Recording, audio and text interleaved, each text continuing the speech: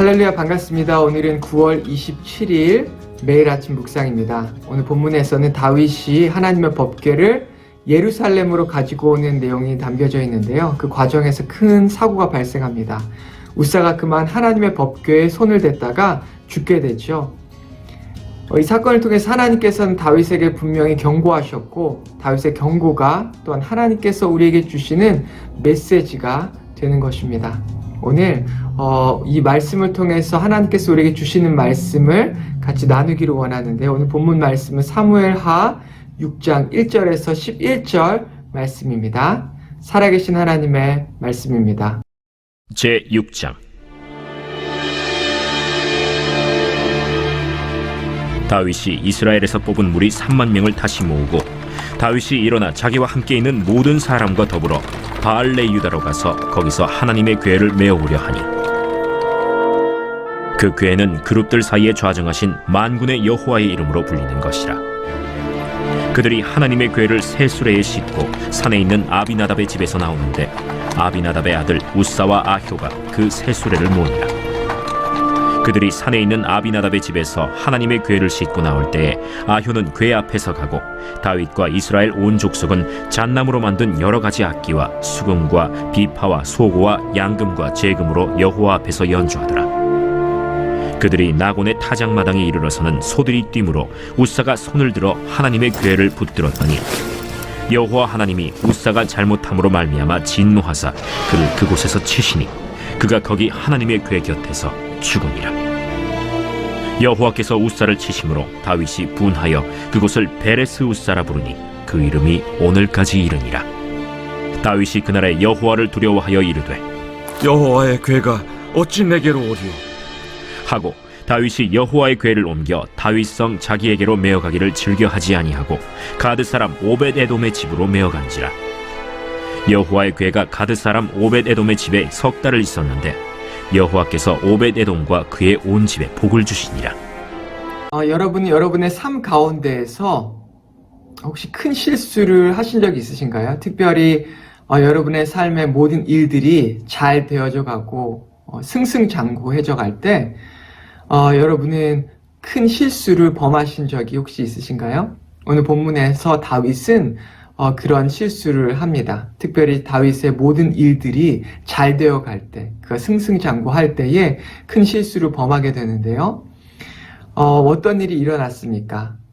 다윗이 하나님의 법궤를 수레에 싣고 오게 되죠. 그 과정에서 우사가 이 수레에 실려져 있는 하나님의 법궤에 손을 대어서 죽게 되는 내용이 담겨져 있습니다.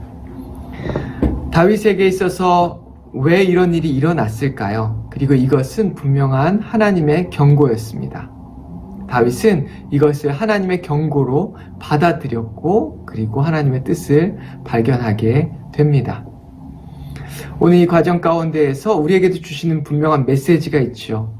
다윗에게 있어서 모든 일이 잘 되고 있을 때였습니다. 다윗이 통일 왕국의 왕이 되었습니다. 드디어 사울 가문이 망하고 너무나 자연스럽게 다윗은 통일 왕국의 왕이 되었습니다. 그리고 예루살렘을 점령하게 되었고, 그리고 예루살렘을 통일 왕국의 수도로 삼았습니다. 나라가 점점점 부강해지자 이제 이웃 나라에서는 이 다윗 왕에게 사절단을 보내서 필요한 모든 물건, 백향목을 비롯해서 필요한 모든 물건과 필요한 모든 것들을 공급해 가면서 다윗 왕궁을 지어주는 놀라운 일들도 일어납니다. 그리고 또한 블레셋과의 전쟁이 일어나는데, 그 전쟁 가운데에서 다윗은 하나님께 묻고, 그리고 하나님께서 말씀해 주시는 대로 싸워서 크게 승리합니다. 이렇게 모든 일들이 다 잘 되어 가고 있습니다. 이제 그런 상황 가운데에서 다윗은 하나님의 법궤를 빨리 예루살렘 성전으로 가지고 오고 싶었던 것이죠. 그의 마음이 얼마나 조급했었겠습니까?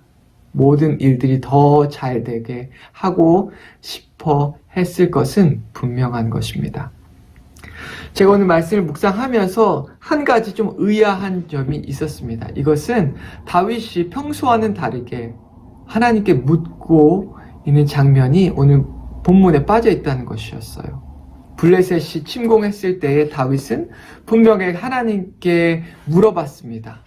어떻게 싸울 것인지, 어떻게 할 것인지에 대해서 하나님께 머리를 조아리고 묻고 있었습니다.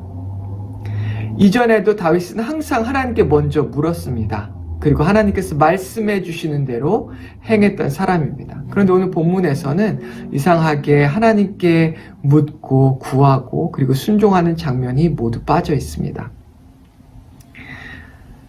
오늘 본문 가운데에서 다윗은 마음이 급했던 것 같습니다. 더 큰 성공 그리고 더 빠르게 일을 처리하기 위해서 마음이 급한 나머지 하나님의 법궤를 소를 통해서 그리고 이 수레에 실어서 옮겨가고 있는 것을 발견할 수 있습니다. 그런데 그 외형을 보면 얼마나 멋있는지요. 3만 명이나 되는 사람들을 통하여서 함께 예배하고 찬양하고 그리고 그 찬양행과 예배 행렬 가운데에 하나님께 예배하며 이 하나님의 법궤를 옮기고 있는 것을 발견할 수가 있습니다. 그런데 그 가운데 빠져 있는 것들이 있습니다. 첫 번째는 하나님의 뜻이 빠져 있었고, 두 번째는 하나님의 방법이 빠져 있었습니다.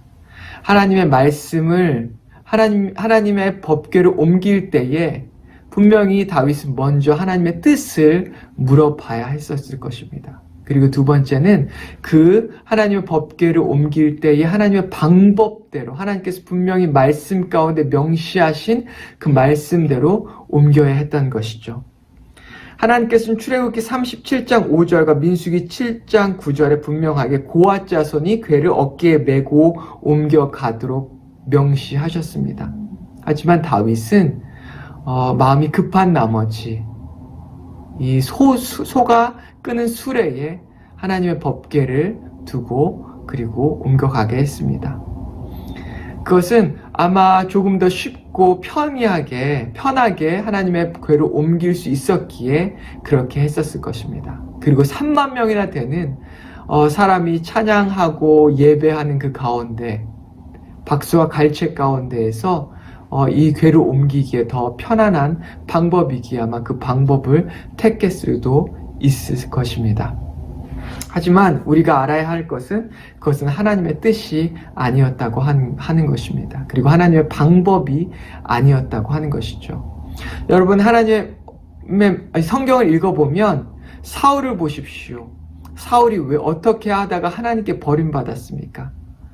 사울이 하나님께 예배하는 가운데 하나님께 제사하는 가운데 사무엘이 끝까지 기다리지 못하고 자신이 스스로 제사를 집도하다가 그만 하나님께 버림받게 된 것을 여러분 잘 아시지요. 우시야 왕을 보십시오. 우시야 왕도 하나님께 어떻게 하다 버림받았습니까? 그가 스스로 하나님께 제사를 드리고 이 제사를 집도하다가 교만하여져서 그렇게 하다가 하나님께 버림을 받고 문둥병에 걸리고 말았습니다. 하나님께 예배하는 것이 무슨 문제가 될까요? 그것이 하나님의 뜻이 아닌 것은 아닙니다. 그런데 이 우시야 왕도 그렇고 사울 왕도 그렇고 오늘 본문에 나온 다윗 왕도 마찬가지였습니다. 그들은 하나님의 뜻과 그리고 하나님의 뜻이 분명하게 명시된 하나님의 방법이 철저하게 명시된 하나님의 말씀 앞에 순종하지 못했고 그 말씀을 무시했던 것이죠. 오히려 조금 더 편하게 아니면 조금 더 상황에 맞추어서 하려고 하다가 자신의 뜻과 의지대로 맞추어 가려고 하다가 더 자신의 페이스에 따라서 진행하려고 하다가 오히려 하나님의 뜻과 하나님의 방법을 무시한 것을 발견할 수가 있습니다. 다윗 왕은 모든 것을 자신의 뜻과 그리고 자신의 계획과 방법대로 진행했습니다. 3만 명이나 되는 사람들을 모집했고 그리고 철저하게 찬양을 하면서 그리고 나아갔습니다. 그리고 그것을 그 뒤로 하나님의 법궤가 따라갔죠. 다윗 왕의 뜻과 계획대로 모든 것들이 진행돼 가는 것처럼 보였지만 다윗이 자기 뜻대로 할 수 없었던 것이 한 가지가 있었습니다. 그것은 하나님의 법궤를 이끌고 가는 소였습니다. 그 소가 뛰었을 때, 그 소가 날뛰는 것은 다윗 왕도 스스로 어떻게 할 수가 없었던 것이죠. 그것으로 인해서 그 날뛰는 소로 인해서 혹시 다윗이 하나님의 법궤가 떨어지는 것을 막기 위해 우사가 손을 대었을 때 그 사건을 통해서 우사가 죽게 됩니다. 여러분 혹시 여러분의 삶 가운데 이런 하나님의 경고의 메시지를 받으신 적은 없으십니까? 모든 일들이 너무나 잘 되어갈 때, 너무나 평탄하게 일이 되어가는 것처럼 보일 때에 오히려 우리는 하나님의 말씀과 뜻을 무시하는 경향이 우리 가운데 있습니다. 하나님의 뜻처럼, 내 뜻이 하나님의 뜻처럼 보이고 내 생각이 하나님의 생각처럼 되어질 때가 있다는 것이죠. 우리는 모든 일들이 평탄하게 되어져 갈 때, 우리의 일들이 승승장구하게 모든 일들이 진행되어 갈 때, 그때 오히려 더 주의 깊게 하나님의 말씀 앞에 머리를 조아리고 하나님의 말씀 앞에 더욱더 철저하게 순종으로 나아가야 하는 것입니다. 저는 가끔 제 아내와 이렇게 식당에 가서 메뉴를 결정할 때 아내에게 묻고 또 아내는 저한테 묻고 그리고 서로 서로 이렇게 상의하며 결정하는 것을 할 때가 종종 있습니다. 하나님께 이렇게 묻는다고 하는 것은 하나님의 목소리를 직접 듣기 위함이라기보다 저는 하나님과의 친밀함이라고 생각합니다. 하나님께서 무엇을 결정하라, 무엇을 먹으라 라고 직접적으로 말하실 수도 있겠지요. 하지만 그것보다 더 중요한 것은 우리가 하나님과 얼마나 친밀하느냐라고 하는 것입니다. 우리가 하나님을 얼마나 더 의지하고 있느냐라고 하는 것이죠. 그래서 하나님을 생각하고 모든 상황과 또한 모든 것 안에서 하나님을 먼저 생각하고 그리고 하나님께 묻고 하나님께 주시는 평안 가운데 결정하고 그리고 나아가는 것이 진정 더 중요하다는 것입니다. 여러분의 삶 가운데 오늘 하루 아니면 어제 얼마나 하나님께 물으며 나아가셨습니까? 얼마나 하나님을 의지하셨습니까?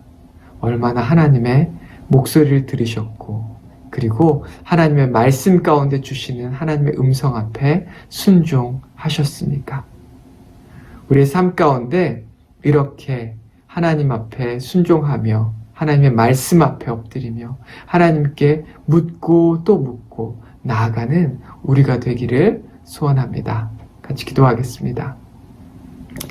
하나님, 우리의 삶 가운데 모든 일들이 너무 평탄하게 되어져 갈 때, 우리가 승승장구할 때 하나님을 의지하지 않는 모습이 나타날 때가 너무나 많습니다. 마치 내 생각이 하나님의 생각인 것처럼, 내 마음이 내 결정이 하나님의 결정인 것처럼 생각되고 되어질 때가 많이 있습니다. 아버지, 모든 상황 가운데에서 우리가 먼저 물어볼 수 있게 인도하여 주시옵소서.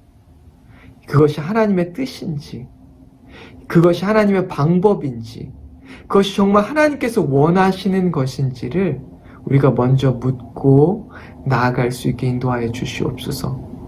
그리하여 모든 문제 가운데에서 하나님께서 주시는 그 방법대로 하나님의 뜻대로 우리가 철저하게 순종하며 나아가는 우리가 될 수 있게 인도하여 주시옵소서. 예수님의 이름으로 기도했습니다. 아멘.